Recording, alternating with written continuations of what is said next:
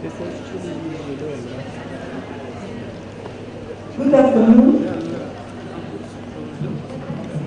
I'm very happy to be here today, and this is, I think you would agree with me, a real round table. And welcome at the round table, where we're going to talk about the cooperation in the region, also cooperation at the national level, and of course the role of ISI family in this respect. First I would like to share with you just my personal experience. I'm first time in Palestine, and Ola and Halima and all the team, thank you so much to make this possible. Really, in the morning when Ola used statistics and told us your story, and as she promised that this celebration will be a celebration on a Palestinian way, really touched my heart and made me cry. That this really, what I wish is all the prosperity and happiness for this country, and I hope my country, Slovenia, will recognize your country as soon as possible because this process is underway.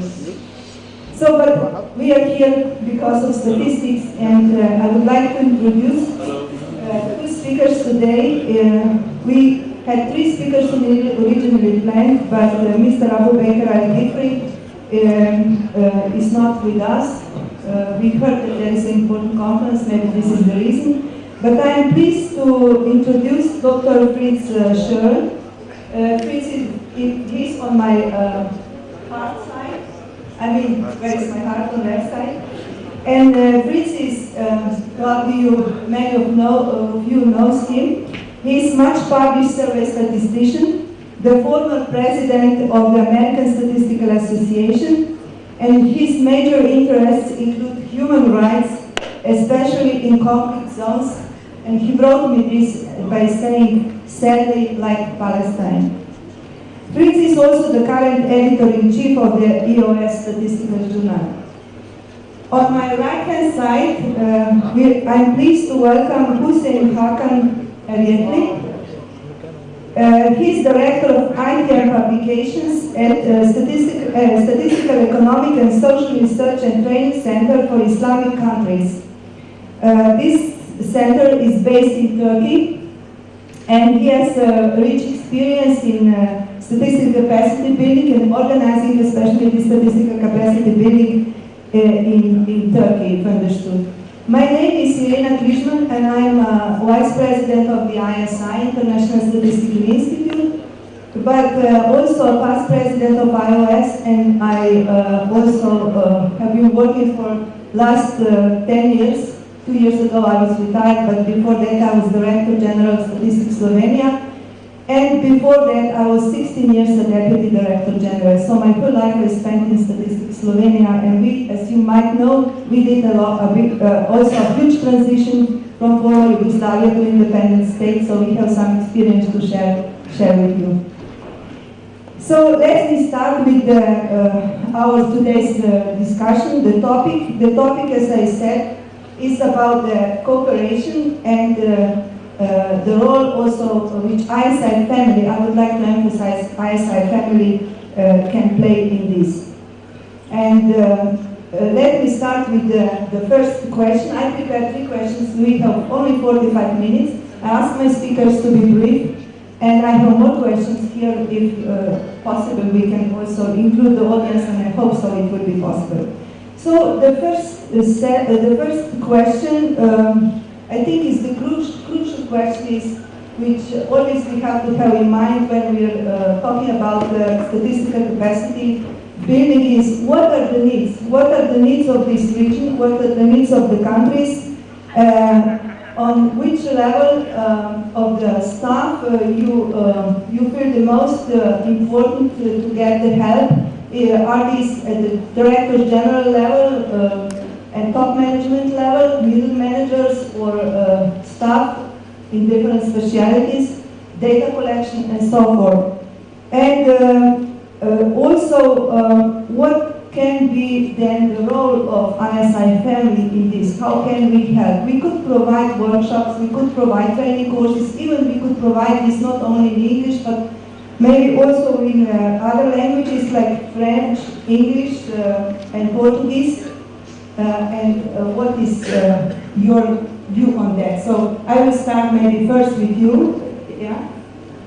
Yeah. Thank you, Ilana, for the nice introduction. I am Hussein Hakan. I am the director at SESFIC. Who is SESFIC? SESFIC is the Statistical, Economic and Social Research and Training Center for Islamic Countries. It is an international institution which has 57 member states. We are a subsidiary organ of the Organization of Islamic Cooperation, by the way. So, what are we doing? We are doing three things. We are working in statistics, we are doing training, and we are doing research.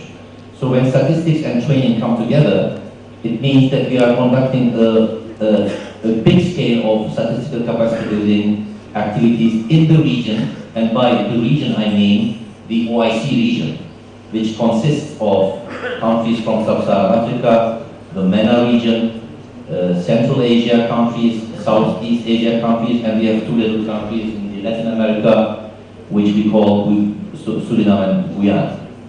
So these 57 member countries are a very diverse set of countries, as you have noticed. So in terms of statistical capacity, they are at very, very different levels. So, I mean, just to give an example, you know maybe that there is a statistical capacity indicator that has been developed by the World Bank. And if you look at this indicator, which consists of three dimensions: statistical methodology, source data, and periodicity and timeliness are the dimensions of this indicator. And they rank the countries from 0 to 100.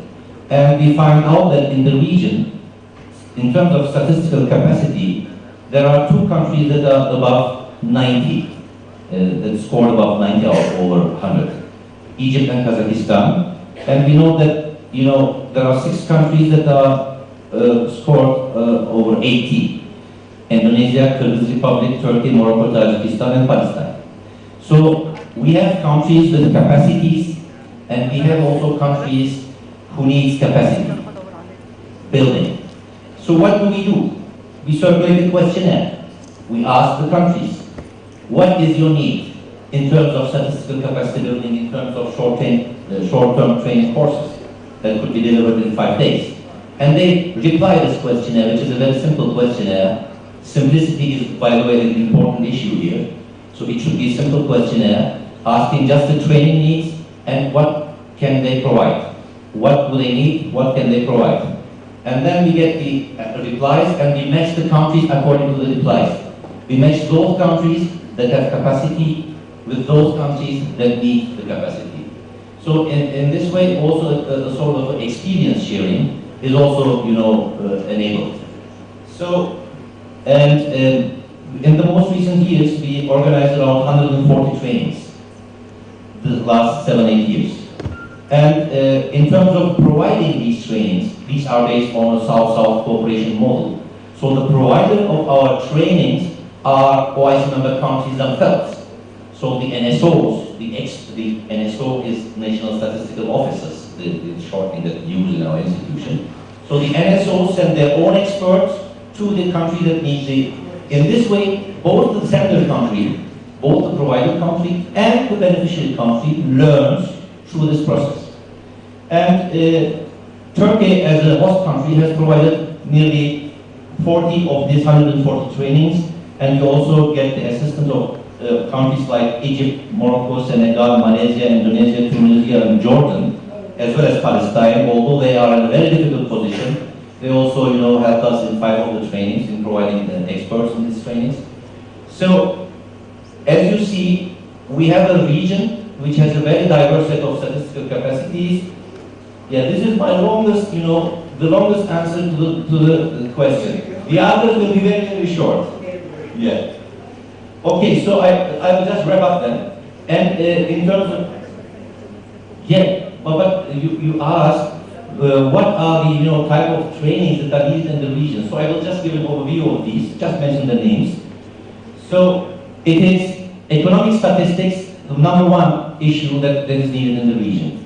And under this economic statistics, it is national accounts that has been most requested by the NSO, as well as tourism and agriculture, this being the second and the third one. Then we have in the second demographic and social statistics with a special focus on labor and health. These are the most requested under demographics. So in the third rank we have methodology requests, especially with a focus on data analysis from this region. And under environment and multi-domain statistics we have poverty statistics with a special focus on multi-dimensional poverty measurement methods. And as the last, most requested domain. So this is it. Thank you. Thank you very much. This was really useful. This experience, which is complete experience from the field, which can help all of us, including me. I was writing down what you're saying. So, Fritz, I think you have a really exhaustive experience of working in these different countries. So please share with us your views. Picking on because I'm old. Three things. First of all, I like everything that my colleague has said. I'm glad he said it very well. I would make two comments. One of them is, din. Get started. Pilot an effort that has the flavor of what we just heard. And start right away. The next general meeting would be a good time to do it. A lot of people will be there. And then measure. We are in the business of measuring. We need to see how much our good ideas really work. Because you're experienced people here. Nothing ever works the way it should. Some things work really well, better than we expected, and other things need to be repaired.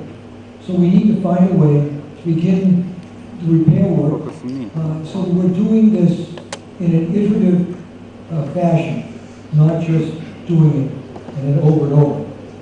I think we should start just the way you said. Nice job. Thank you.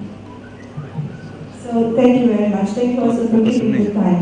Now, if there is any question from the audience, I would be happy. So just one short question. Yes, please, Sibyl. Oh, you don't have a microphone. I can give you my microphone.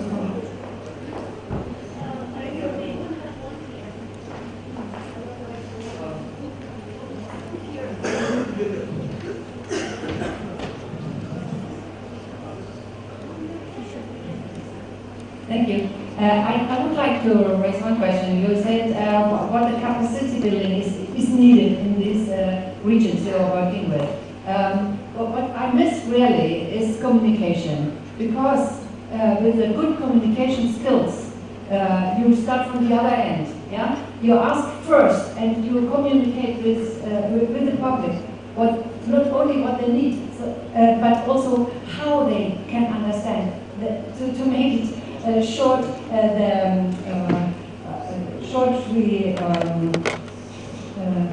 fallback to the morning session where we were, and I think it's very important. And what do you think about this? To start with communication and think together with the NSI's National Institutes about communication, and then go back. What do you need for production and can include in that?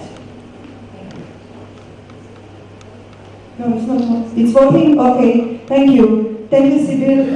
So I suggest to proceed to my next question, because it's in fact related to what Sibyl asked. And my next question is about, we know that ISI is connecting different communities of statisticians working in different sectors of the economy, working in not only official statistics, but also private sector research and academia. And when you are talking, maybe I misunderstood, but when you are talking about communication, is that needs how to get to these needs to the statistical offices, you have to cooperate with broader community, and where communication is extremely important, and statistical offices play a crucial role in this. So my question would be, how do you see these partnerships to be built, and who can help in this? What can be the role of ISI, because we know that we have this mission that we connect different communities, and if you have any concrete experience, that question for both of you. And first I will give now floor to. Let me indicate that in your first answer, you've actually answered this question too, because you built into what you said the notion of cooperation among countries, among professionals, and that's really important. Because it's not just the person who is being lectured to, but it's the teacher as well. And if we're in a business of applied work, which is what we do, then there's a workshop element, and so we're learning from each other, not only in the teacher-student, but the student-to-student as well. And you're building a community in exactly the way you described it. I think you beautifully answered that question. And I think that that's the way we should go. Thank you. Thank you. Fritz, it's perfect what you said, and it's, just I wanted to an experience by my side on how to bridge the gap between official statistics and academia. By the way, the ISI is already doing this. The World Statistics Congress is a platform that facilitates this, and I had a look at your trainings, and they are already perfect. But I found an interesting way to do this.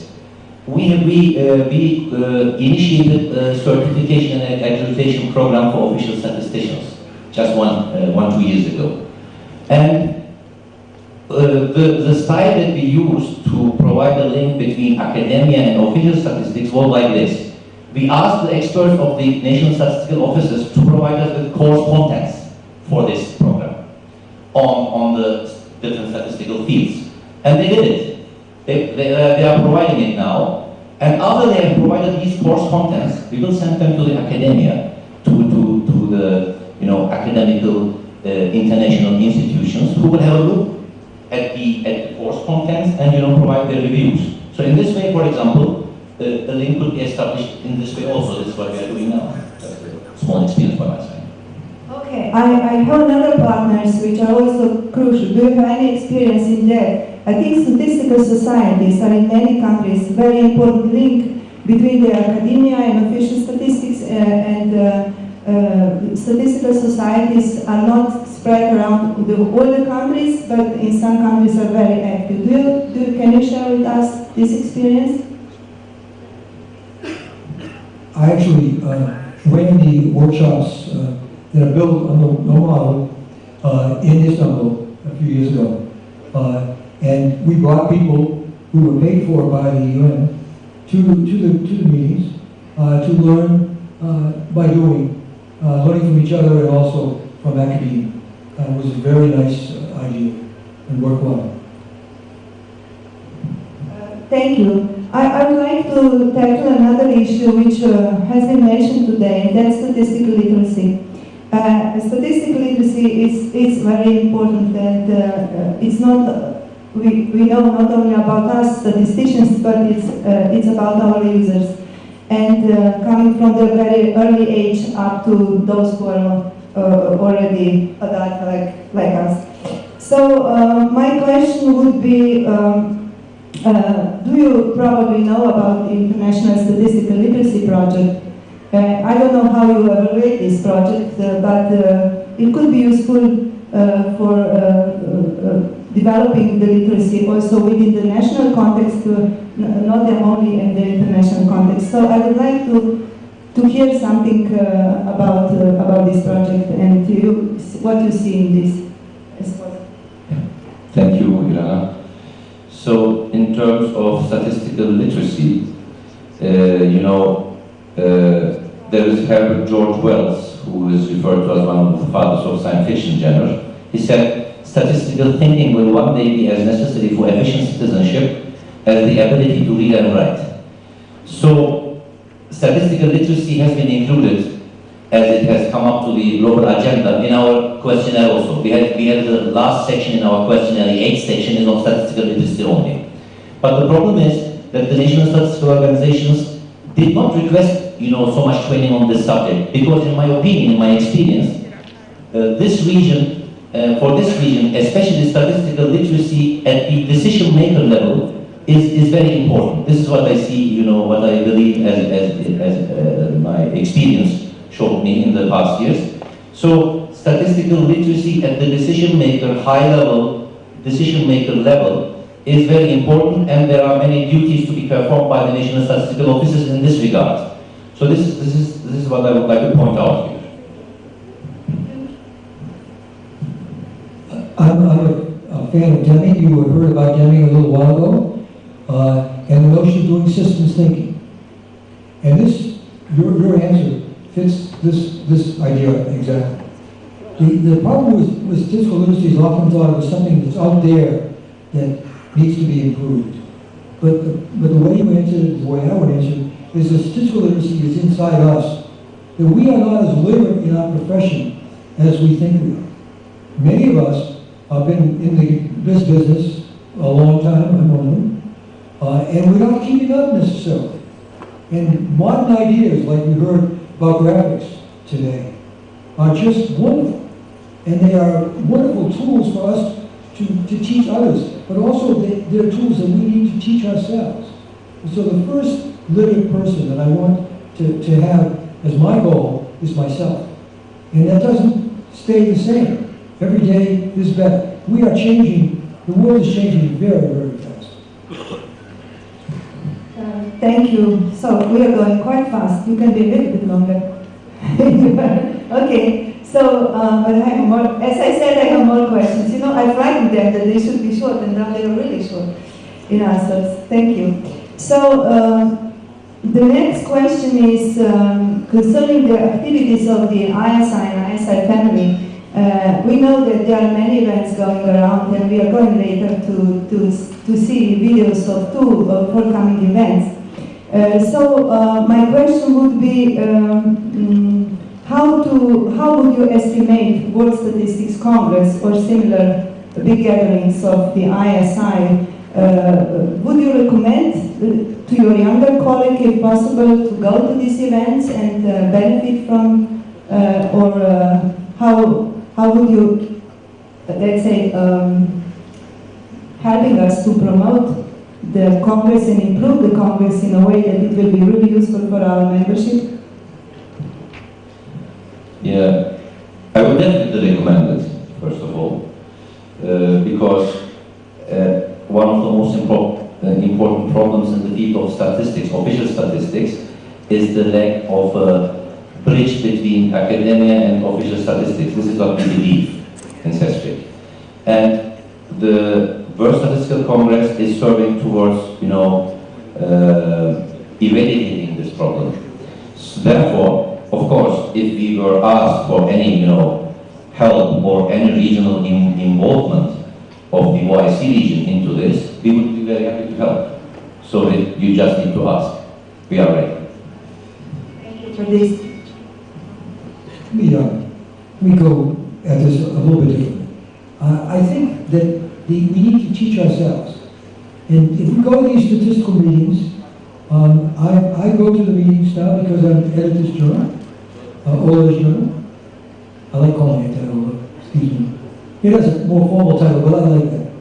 I like that because it speaks a certain kind of commitment to teamwork that is being transformed. You are transforming it. And that Stephen Hennick before you, and in between Shiguro from Japan. This teamwork is crucial. And so we have a journal, and if the real people, the people like you who do the work, will submit to the journal, please submit to our journal, and will submit to the journal, then I will help you publish it. You need to have your own professional life independent of your job. And the way that is by learning about what's going on elsewhere in the world in the areas that you're an expert in. And learning how to communicate what your expertise is. And someone like me, who's been around a long time, stop telling me how old I am, I have a little trouble getting down the stairs here, but that's my job, is to help you, is to coach you, to complete you. There are journal editors who, and some journals that I know, who are proud that they reject 80% of the papers. Proud of that.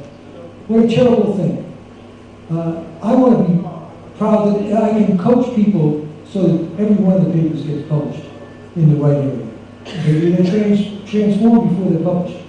But I want you to submit to us. We just had 2 sessions. We're supposed to have a little long here. We had 2 sessions just now about big data. Well, there's a whole session of this meeting, of this workshop, this thing that I do here on big data. That was the June issue of big data. The whole thing, and it's open. And if you're a member of IAOS, you have access to it anyway. We're doing, what is?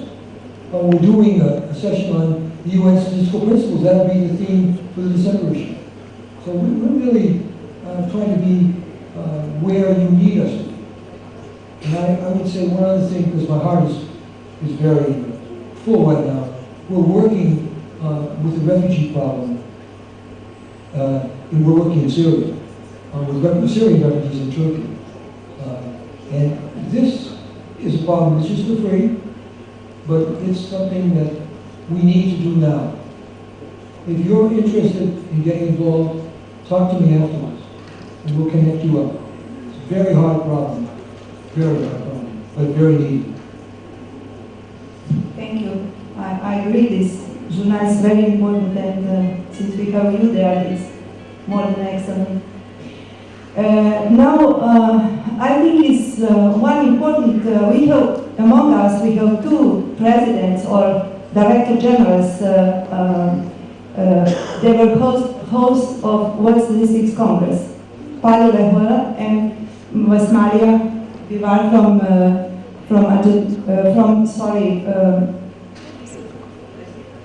Brazil, sorry, you know, when you're tired, so excuse me. My question would be to one of you or both of you, how Statistical Congress or other statistical events organized by ISI families can improve the image of statistics in the country. I'm talking here about advocacy for statistics. You were not prepared for my question, but so. May I come answer? I think that you agree with me and you can tell us from your experience. Pali, you want to? Yes, I'll get it.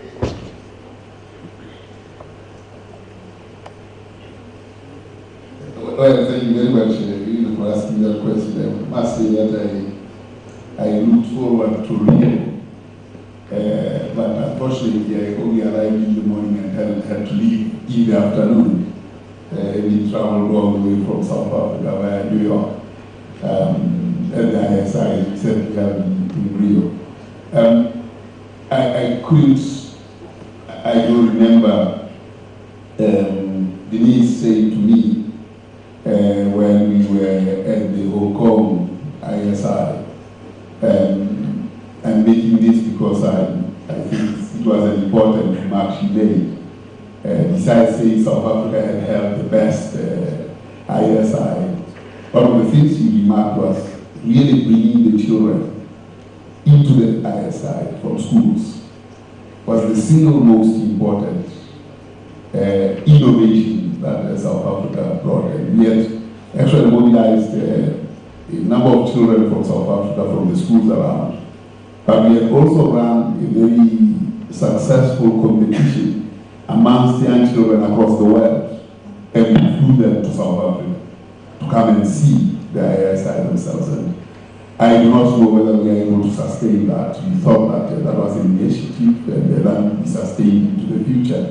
I'm not sure how well we are doing there. The second point about the question you're asking, how does the ISI raise the profile of the country? Indeed it does. I mean, amongst ourselves as statisticians, once you're posted the ISI, it requires a lot of organization, it requires a lot of mobilization of the Statistics Association in countries. It does, but I think there are also fault lines. For instance, we thought from Durban we double the number of Africans who go to Dublin, and we framed that way. we were a bit disappointed. We were not able to sustain that because hosting the ISI in Africa, South Africa, we thought that we do that on behalf of Africa and we'll have more African countries participating. We are still falling very short on that aspect. But I think the Young African Statisticians program that we implemented at the time is still being sustained in South Africa. And then of course the one on children and schools that we are sustaining in South Africa, but I don't think it's catching the right kind of fire across the world. So thank you. If I summarize your talk, I think you said yes, that this could be advocacy for statistics to better be to be better understand and promotion for the importance of statistics. So if we want to be influential, I think that we have to be many, and that's my my last question is concerning the membership of in the ISI, but as well as in the ISI associations, and we are talking today now, we have a president of iOS here about iOS. So how can we increase this membership, institutional membership as well as individual membership? I think this is really a challenge. I'm now a second the second term in the seat of vice president of the ISI, one of them, and we are constantly talking about this. Can you two give us some advice how to go on to get more people on board and more institutions on board? You can be a little bit longer if it would help. I wanted some time for the first question only. For the last question, I have just a very short advice. Of course, using marketing strategies, etc., this is things you know already. But you could engage regional, institutions like CESRIC, who has 57 member countries, and provide some incentives, to our institution. So those institutions or individuals that got their membership through CESRIC could get some, benefits. So if you can, make such a proposal, we would be happy to forward this proposal to our, members and the National Statistical Offices. Okay, thank you. We will try to get a proposal you can't refuse. So. Let me go back again to I'll go back to the notion of doing systems thinking. I was given this charge by Ola to work on the membership issue. And it's really hard. And we've done some things. One of the things we did was we looked at who was reading our journal. It turns out that you can track because it's electronic, who took the journal. So we actually have data on what parts of the world we're getting leadership and where we're weak. And we are weak in Africa, and we're weak in South America. And so the meetings in Rio, my data was before Rio, would have changed South America. But we need to do a lot more work in Africa. I do have a colleague who was a student of mine who is in Lesotho in South Africa, which is an independent country inside South Africa, and she's working on this with us. But we need to do that kind of outreach at all levels of the country level, on the institutional level. People want to join if they see a purpose. And one of the things we're doing already, this meeting is a great example of that, is illustrating for people who are not members now what a benefit of being a member is. This didn't get said that you're members of this association, you just showed up. But if you did not have Ola here as your president, you would not necessarily have this meeting at all. So please consider how to become a member yourself, which is not expensive, and on a temporary basis, and how to help your friends and colleagues. Your colleagues should be friends, but I hope they are, also become members. So thank you. Yes, we would like to see all young people and also all people here in this room to become a member. or the ISI, regular member or elected member. We have different type of memberships, and please look at this and tell us. We are now coming to the end. We are a little bit before that, but before we are closing this roundtable, I would like to give the opportunity to distinguished speakers to just add something they find important. Okay, thank you. Elena has become merciful and given me some time. It's nice. So I just wanted to add that when I was answering the first question, that especially poverty, with a focus on multidimensional poverty measurement, which is an Oxford initiative, by the way, OFI, you have heard of it maybe, and tourism, which is very complex, which can get very complex because the tourism satellite accounts that is involved in this issue. So these are among the top, demanded things in the region for now. Poverty with a multidimensional focus and tourism. So this is just what I want to mention. And the second thing, for the region, it is very difficult to find Arabic native trainers.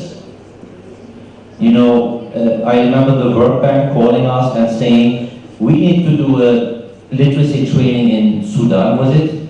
And they asked for some Arabic native trainers. So Arabic native trainers is also needed in the region. So I don't know how we can, solve this problem, but they are much needed. This is what I would like to say now, just as an additional problem. So, is it fine? Thank you. Fritz, you want? We should give an applause to our speaker here. He had a lot to say, and I hope that I respected your saying it, because you did a great job, my friend. You really did. I'm not the chair, but I get to speak anyway. You said I could say anything I wanted. I do want to thank Ola for inviting me, and for giving me an opportunity to meet you all. And I'm a Christian, so it gave me an opportunity. I'm an emotional person to go to Bethlehem. And also gave me an opportunity to see, not through the newspapers, but in person with individual people, what a challenge you have in your lives. For you to be people who are professional and keep love in your heart, even though there's things happening that are just terrible.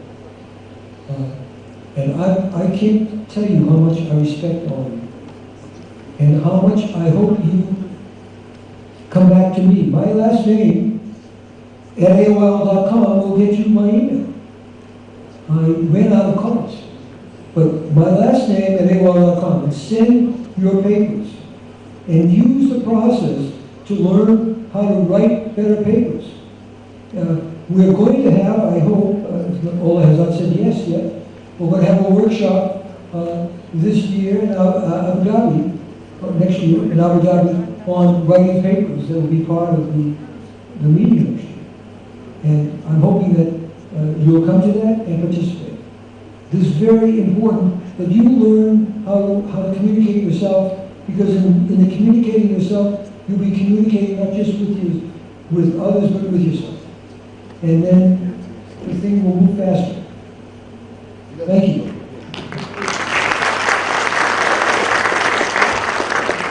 Thank you very much. Thank you, Hussein, and thank you, Fritz, for your excellent talk. And thank you, audience, and also those who are participating in the discussion. I think we keep time. We are there. Yes, we done. So thank you so much again to have opportunity to be here with you. Thank you.